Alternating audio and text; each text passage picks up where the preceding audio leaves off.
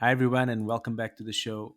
If you have been following the trend, we have been speaking a lot about the economic downturn, all the impact that remote and hybrid work is having, and the truth is the landscape is changing. Today, we continue down that path with someone that has loads of experience. So, Benedikt Dormann is a head of customer experience, and he will share with us his personal view on workforce management, as well as tips and advice and different recommendations that will help improve your work and how you can make an impact in your company.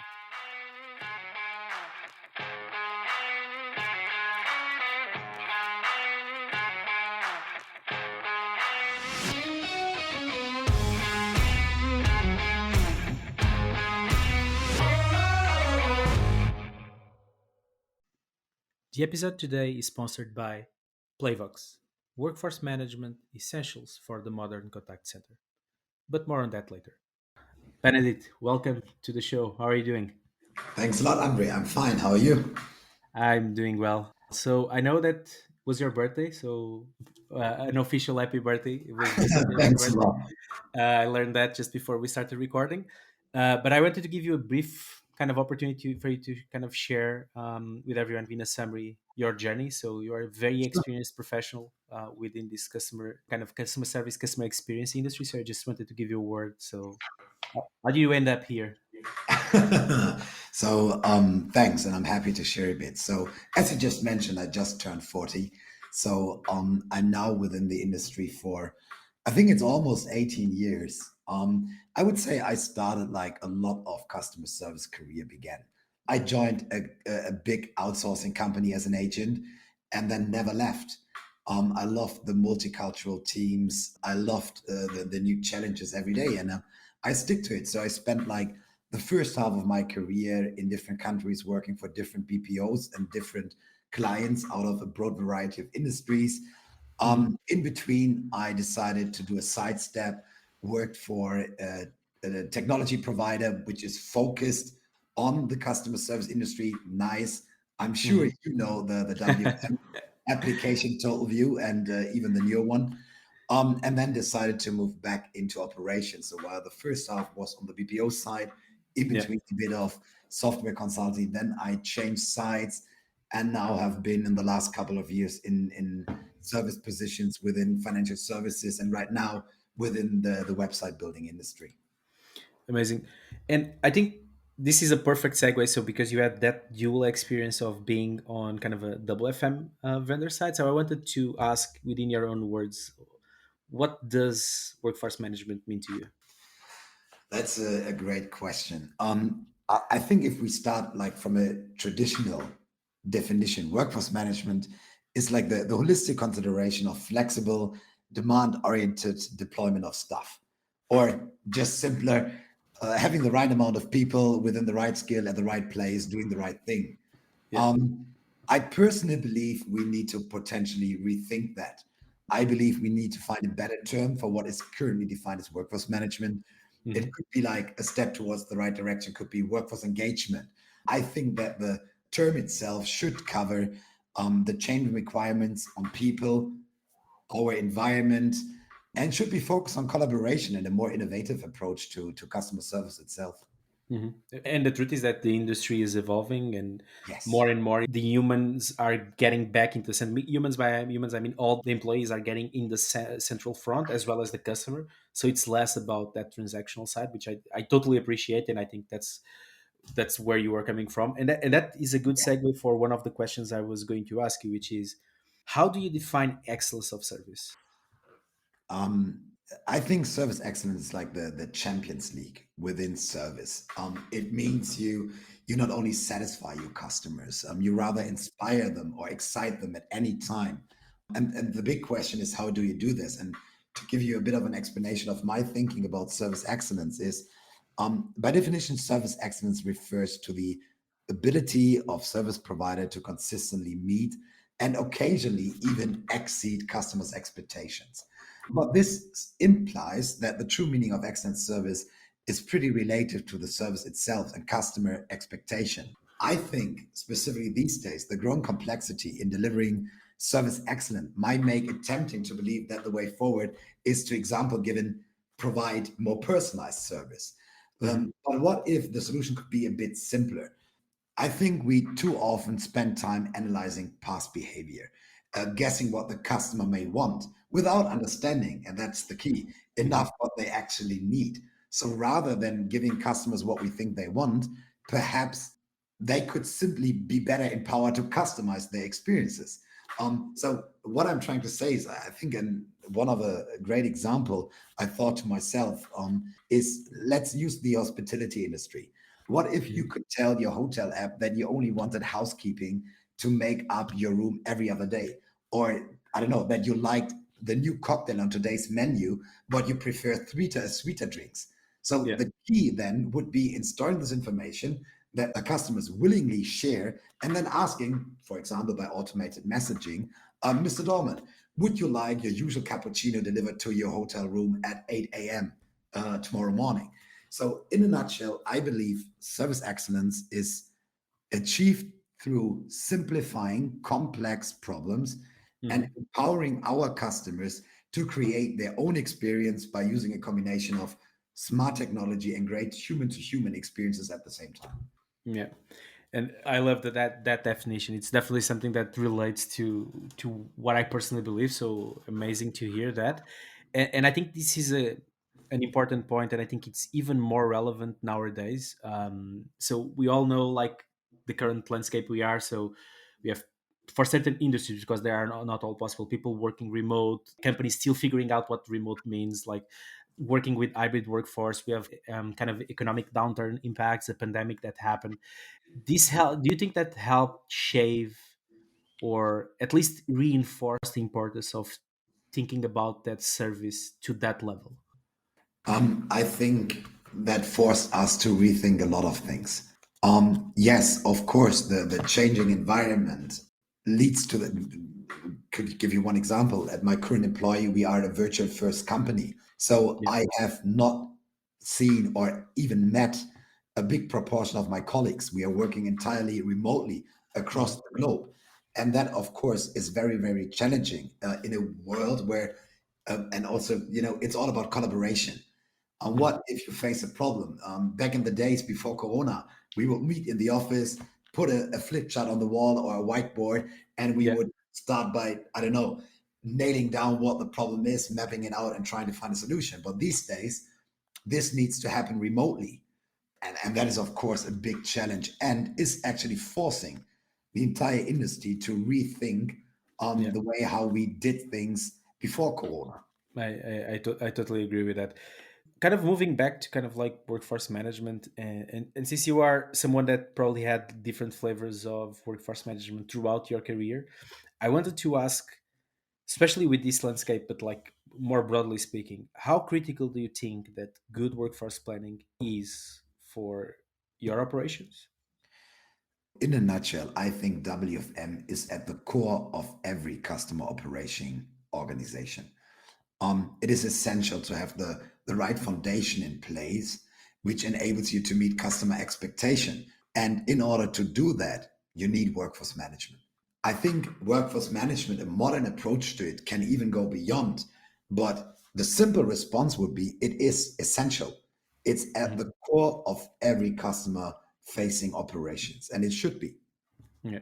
Did you notice a change? I mean, you mentioned like 18 years. So across those 18 years, did you saw, I mean, you probably experienced that change on WFM being more impactful or being more present in certain decision-making processes? Like, how I did would you describe that?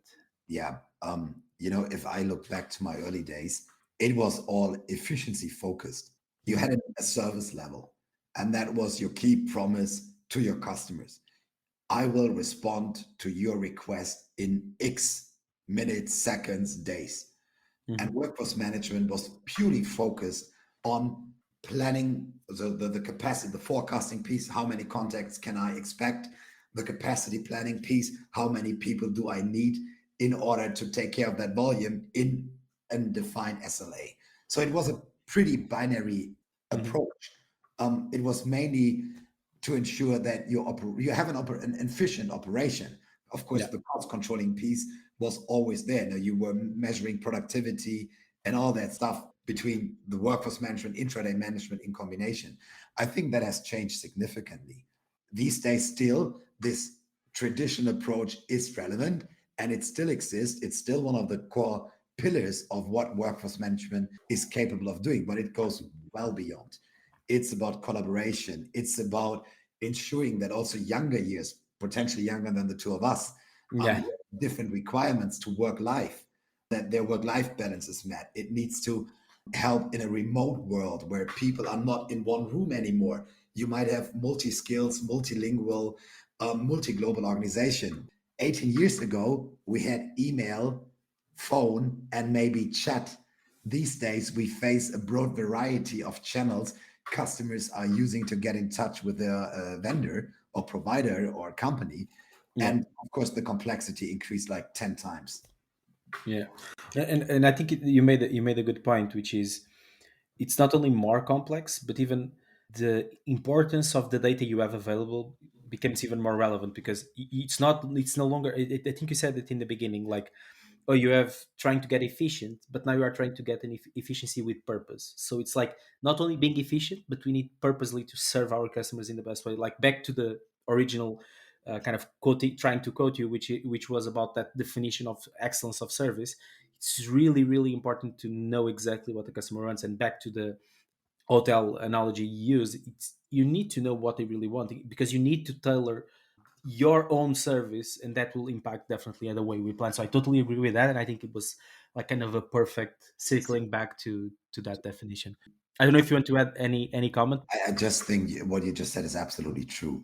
Workforce management these days really goes beyond.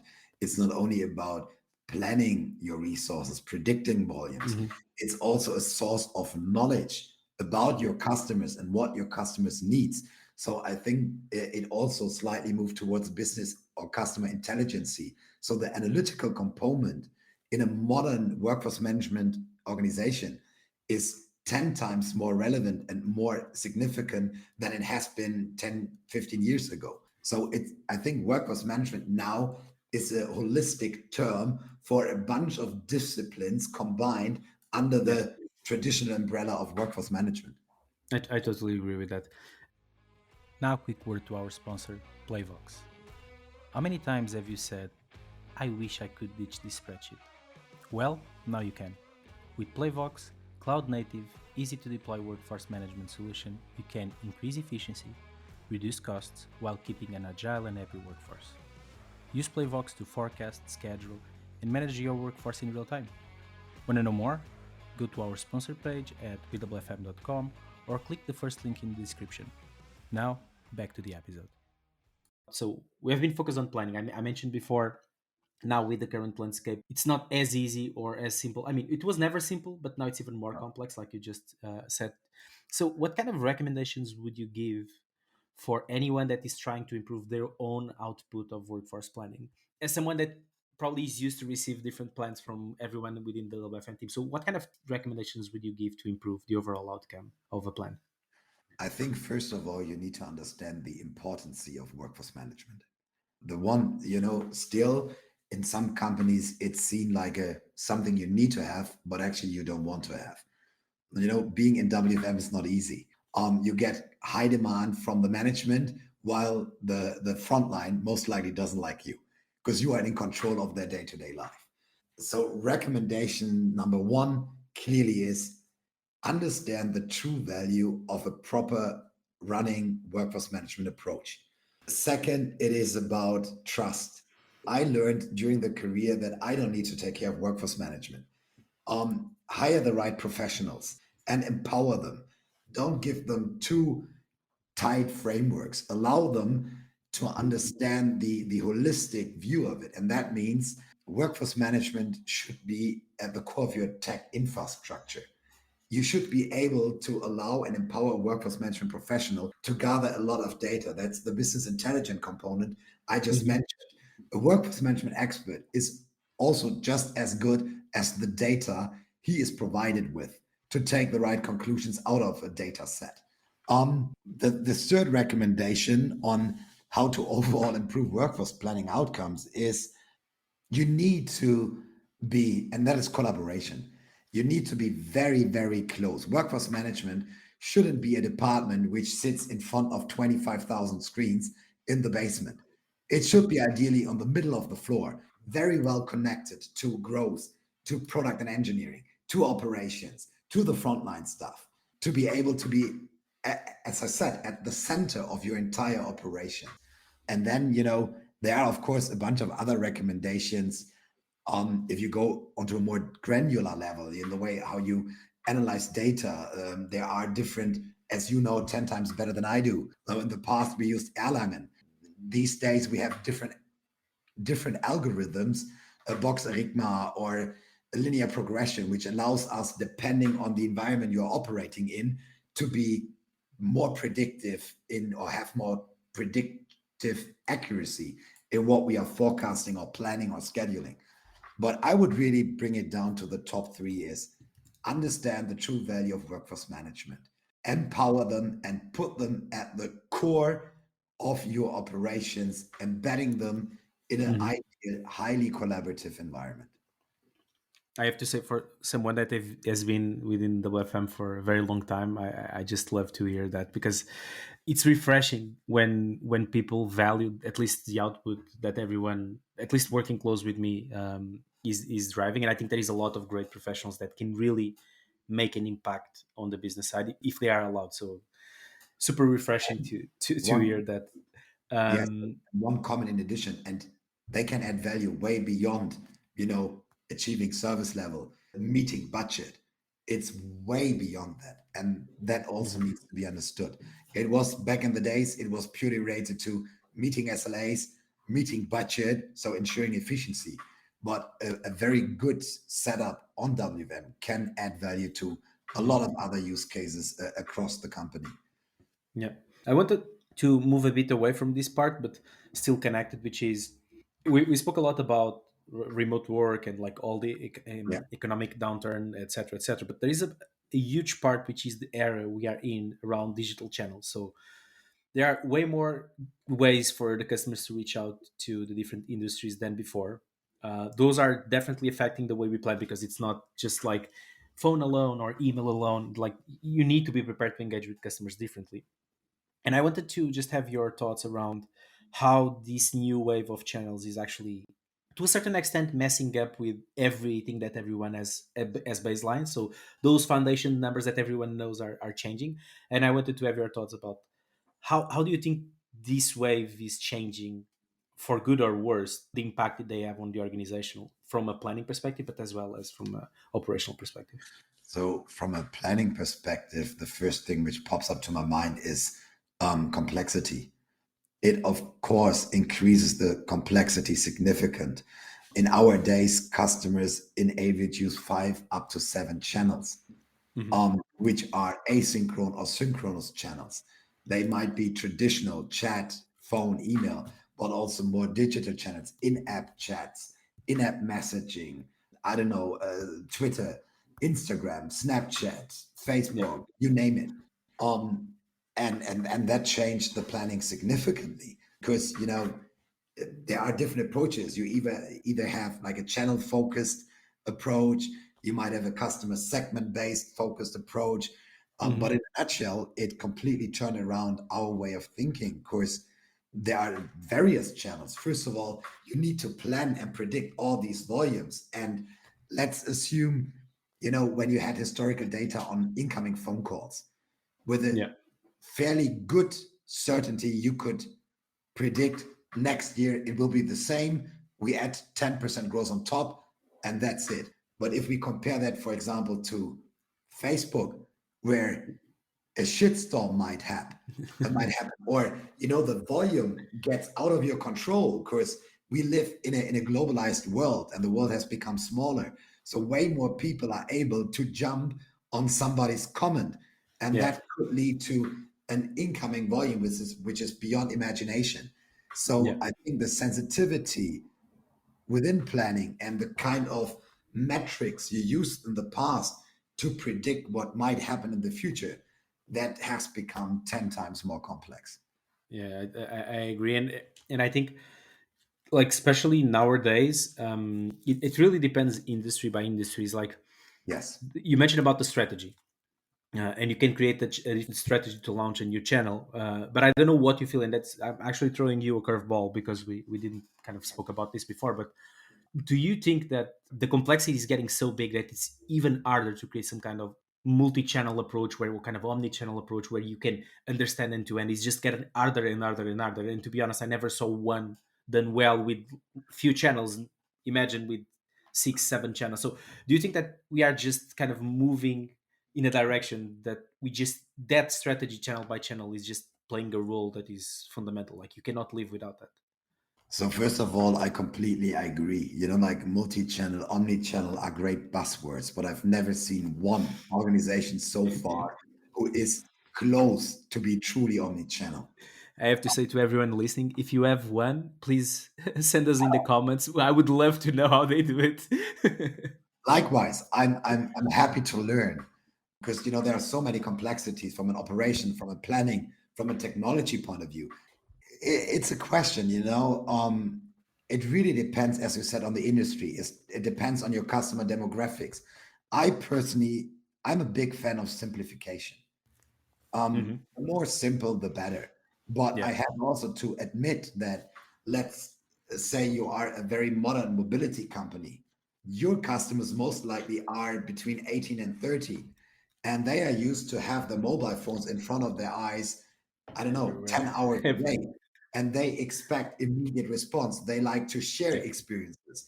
So I think we need to get to a point where we truly become omni-channel from a customer point of view. But what we tend to forget is we need to have the same from an employee point of view. Switching between different systems, switching between different channels becomes an increasingly challenge for customer service frontline staff.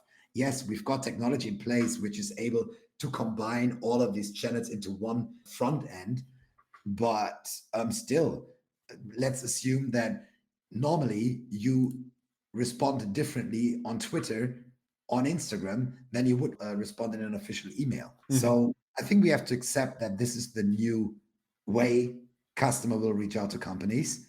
But I also truly believe we haven't found yet the right answers to new questions. Yeah. And as I said, and you said as well, I've never seen so far one company who managed an omni-channel approach as it is defined. I would love to see that, but I think we are just at the beginning of doing it. I also think at a certain point in time we need to divide what I think you mentioned it earlier, Andre, between transactional intents and Mhm. emotional intents. Smart technology, AI can help us. Machine learning might help us. But at this moment in time, it's just a challenge where I think no one yet has found a great solution. Yeah, and like I said, I would love to know one because I actually never saw one that works. And to kind of wrap around this planning part, I really wanted to have your thoughts around. So there is a clear difference from planning from a strategy perspective. So all the strategic considerations you need to have in mind in order to kind of improve and the likelihood to succeed. But there is also a huge difference on execution side, because execution you need to deal with problems that somehow might not be planned, etc., etc. But what I wanted to ask is there any tips you can share with everyone listening on strategies or anything you can recommend that will help improve the likelihood of you being successful from an execution perspective? I think, first of all, execution is where most companies fail. And that is well beyond workforce management. That's almost in every area. What are tips? I think there are a bunch of them. Build a flexible, collaborative system. Be laser focused. Keep it KISS as simple and short as possible. Instead of trying to over engineer and map out certain things, try to simplify. Yeah. What I've learned in execution making me most successful is I think it's all about iterations and speed of learning. Instead of trying to build a perfect system, build an MVP, ship it, iterate, have a high speed of learning, and improve step by step.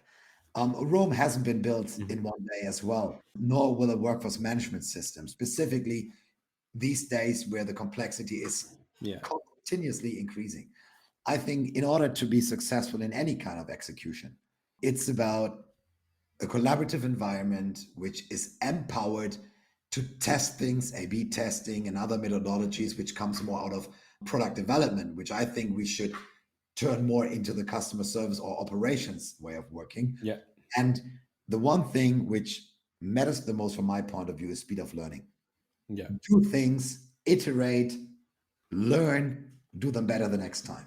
Yeah, I love that iteration process, which is, if you allow me to use an analogy, is like running to a certain extent, which is you go for a run and you always keep trying to improve your times, you get your pace, and it's all about that. It's like consistency, pace. It's not moving away from that, not shy away. And as you iterate, you will become better and better and better.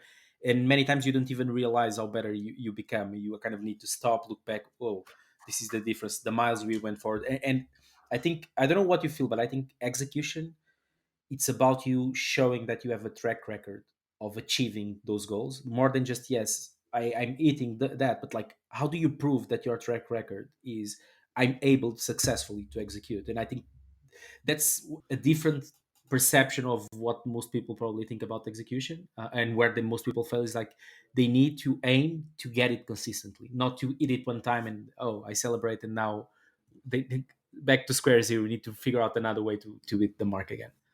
100% agree. Yes. I think that's a very great point. So to things, kind of things a bit more personally. So you spoke a lot about service, excellence of service. We spoke about WFM. I wanted to know, kind of like, who inspired you to be you, and kind of why. Who are the people that helped you become who you are? um, There are, within 18 years, you have the pleasure to meet a bunch of incredibly smart people. So Hmm. I could name a bunch of co-workers, existing colleagues, former colleagues, mentors, bosses. I could name some authors. I've had the pleasure to read some very smart books, but I Hmm. really would bring it down to one group of people, which I think still, specifically in my area of the business, inspires me the most, and that is the group of customer service agents. Um, I think the one thing which is a necessity for every manager within customer service is to listen to your frontline staff. Their ability to keep on creating great experiences while the complexity and the expectations from all angles are continuously increasing is just simply amazing. And the only thing I would really recommend to anyone trying to build a successful career in customer service, never forget the foundation, which is the one person at the front line taking customer calls or emails or chats Yeah. or Instagram messages. They know what your customer wants. They are problem solver by nature because they are dealing with problems every single day. And if you listen to them and you embed them into your continuous improvement framework, that's what will make the difference. And the most successful companies have systems in place which are Hmm. focused on collaboration, in which it doesn't matter if you are a manager or frontline staff or a VP. Each and one on an eye to eye level tries to build a better tomorrow. So I would clearly say customer service frontline stuff. That's amazing, and I think normally it's where you get the most honest and well-intended feedback, and advice is by someone that many times is the facing all the issues and know all the back doors to everything. So I loved what you just said, and I think it's super inspiring, because I think many times we don't see, many companies don't see it from that perspective. They try to kind of like to reinvent the wheel while they have the knowledge in their fingertips. So it's amazing. um, so you have here now close to 20 years of a career, but I wanted to ask you for any suggestions of, like, for anyone that is developing and trying to become a better self, and anyone that is starting a career, let's say within WFM now, Yeah. any piece of advice, book, training, courses, anything that you can recall that could help elevate those professionals. The best workforce management people I had the honor to work alongside, they all had one key strength, Hmm. and that was they were able to understand different points of view. So, what I would recommend to anyone starting a career within customer service and within WFM, try to become a generalist. In Mhm. order for you to become a WFM expert or 10 years after a legend, you are able to understand different points of view.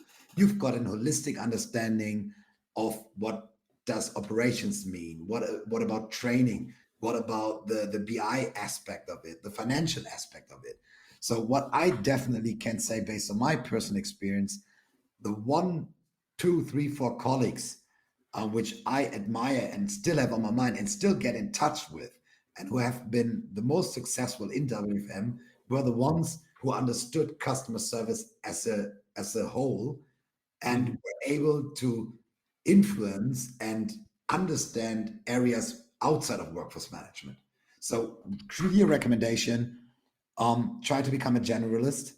Try to sneak into different disciplines within operations, because the more you understand their point of view and what drives them, the more you will be able to build a very well perceived WFM system.